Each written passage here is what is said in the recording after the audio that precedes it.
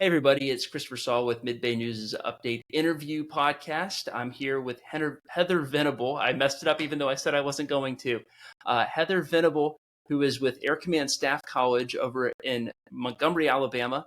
And I had one simple question, I thought, that I was trying to figure out, and I thought I knew the answer to, but turned out to be totally wrong. And that was, how many license plates for each service branch, at least in the state of Florida, uh, does each branch have represented? And I thought surely the Air Force or the Navy would have the most, but no, it's the smallest branch of the military, the Marine Corps, that has the most. And so I wanted to bring Heather on in order to talk a little bit about why that might be, even though the Marine Corps is the smallest branch and they only have one small little base here in Florida, that they have the most representation on the state's license plates. So Heather, if you could, but I guess before we talk about that, talk a little bit about yourself and what you do over at Maxwell, and then we'll get right into it.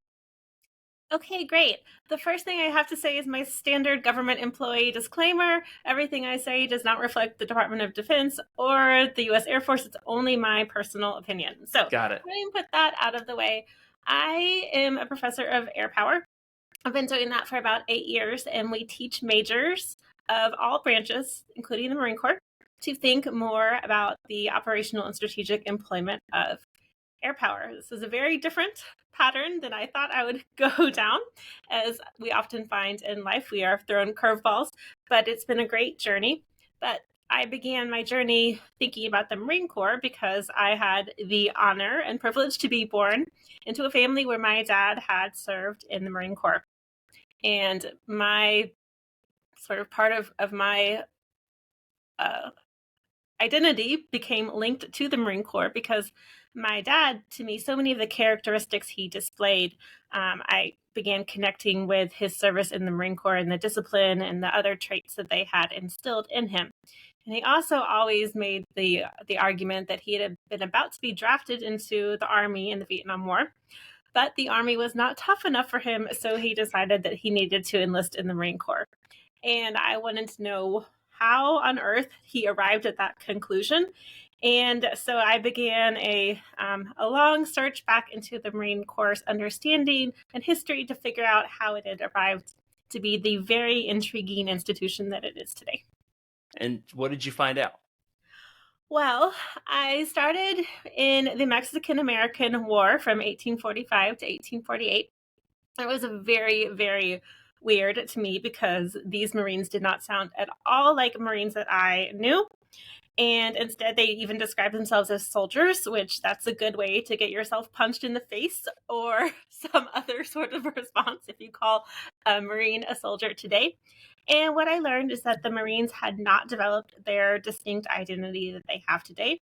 Although most people assume that this identity was just sort of fully formed from the Marine Corps' birth, but in fact, the Marine Corps pretty much made it up, invented most of it, and really did that in the period between the Civil War and World War I.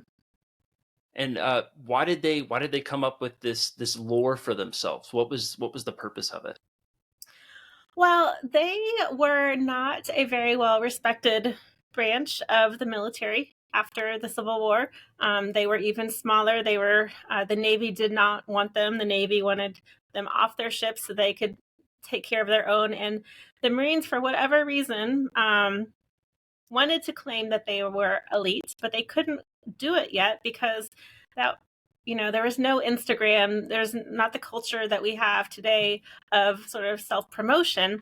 And so it was not respectable or acceptable to claim that you were elite. And so what happened is that as ideas about marketing changed in the US after the Industrial Revolution, the Marine Corps kind of seized on and was the first mover in making claims to elitism. And they did it in many ways by denigrating the Navy and saying, we're the real men, we're out in front, we're risking our lives while you guys are back behind, in your ships protected. And so there is a very much an element of gender and masculinity that they used. But the Marine Corps' brilliance was that they were really the first ones to want their members to love the institution and not just sort of serve in it. So there was an emotional attachment that they began inculcating in their members. And how did they? What were some like prime examples from your research that you found that they did in order to make Marines care about being Marines? I think one of the interesting examples for when the Marines were in the Boxer, participating in the Boxer Rebellion in China, they very much pushed this democratic idea of officers and men being very equal. So they contrasted the way that the officers would just have sit around and eat with the enlisted Marines, and they look at the British and say, you guys are so snobby, and here we are, we're part of a egalitarian organization. Things like that, I think, were powerful examples of that ethos that they were using. And they were in so many different situations where they could see other services that helped them refine how they wanted to view themselves in distinction from other people. So, as an academic, what are some of the adjectives that you would use to describe today's Corps and how they might be different than other service branches? Um, I think that there's an interesting air that somehow gets instilled in Marines, and they just carry themselves differently.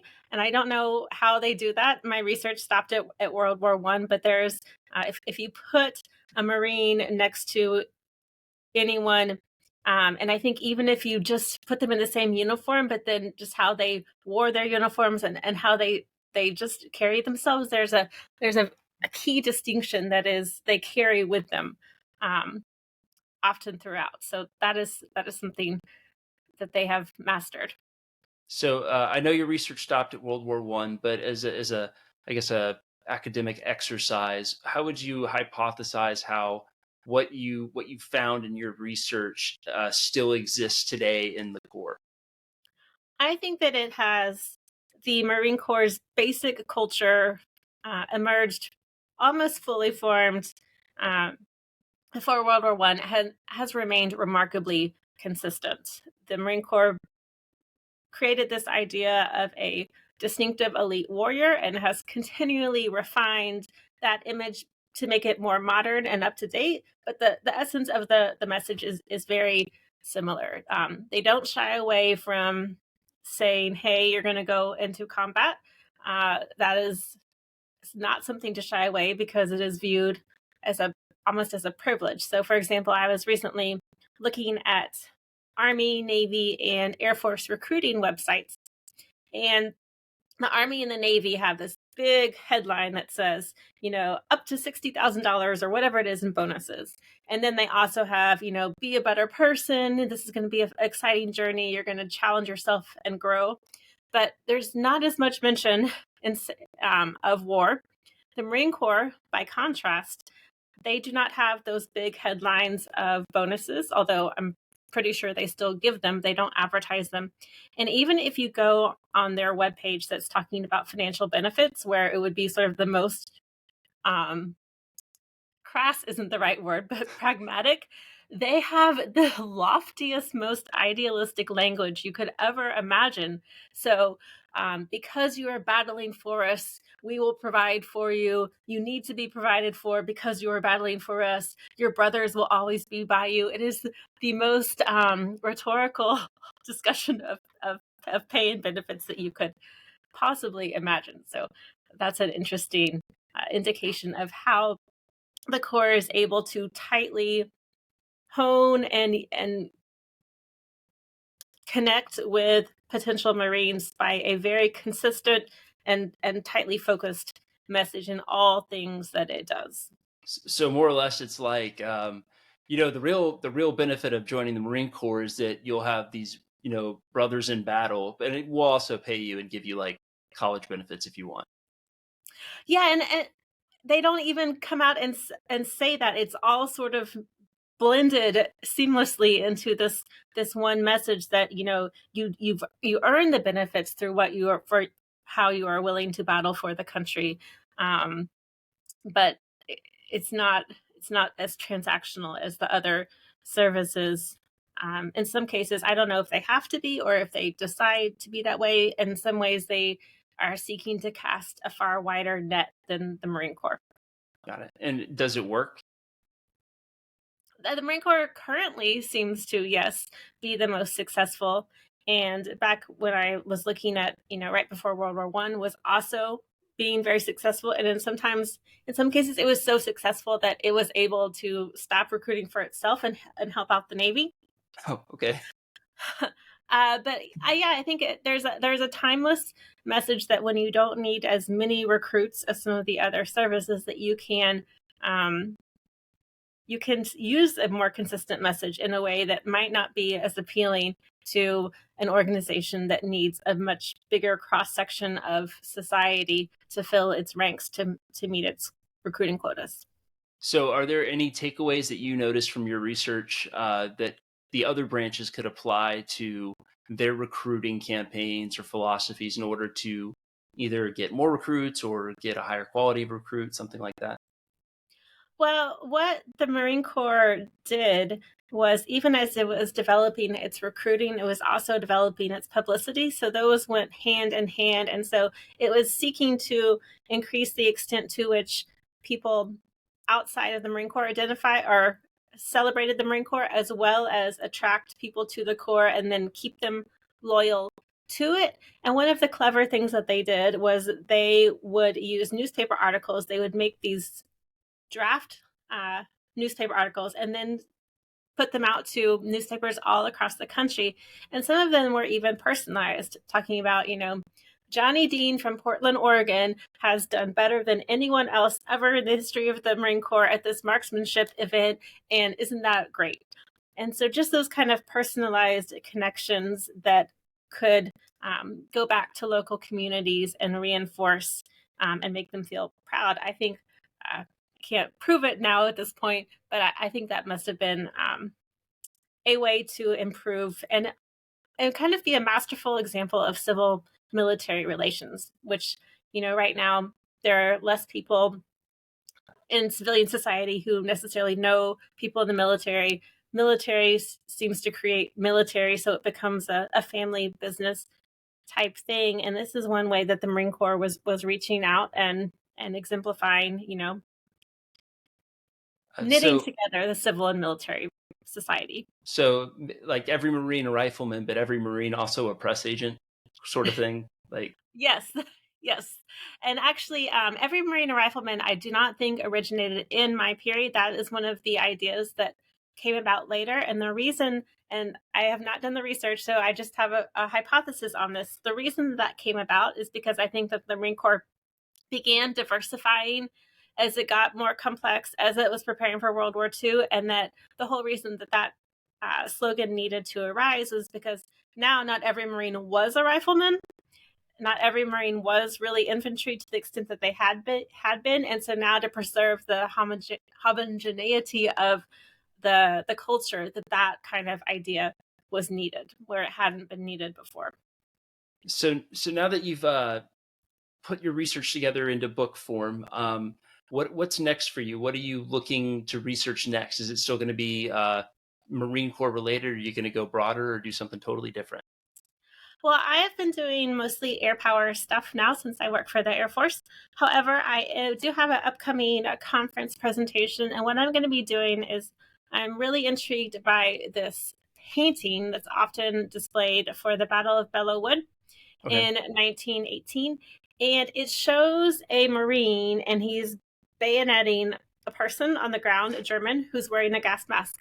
Well, what's interesting is that this picture was painted in World War II, and that the painter, whose name escapes me right now, he actually grew up in the beginning of the 1900s, and he was very did not like the way that the U.S. had treated Native Americans, which I think is interesting because here he has some opposition to that, but ended up being a combat artist for the Marine Corps, although he did not have any military experience. Now, this picture, I have my own interpretation of it, but it is held up as showing sort of the Marines' warrior-like approach and identity, but it was not made by a warrior.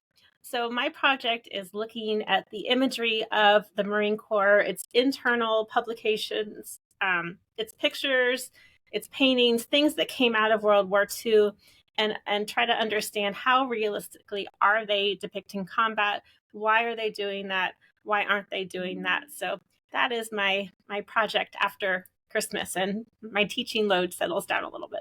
Perfect. So Heather, if people want to reach out to you and ask more questions, or if they want to read and buy your book, or just learn more about what you're doing in general, where can they find all this stuff about you or about your work?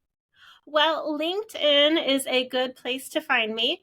And Naval Institute Press is also a good place to buy my book, especially this time of year when it tends to go on sale and have free shipping. So Perfect. Naval Institute Press is a great place. Just in time for Christmas, right? Yes, that's right. Perfect. Well, hey, Heather, thank you again for your time and for being with us and explaining to us a little bit more about the history of the PR efforts, really, of the Marine Corps. I really appreciate it. My pleasure. All right. All right. Thank you so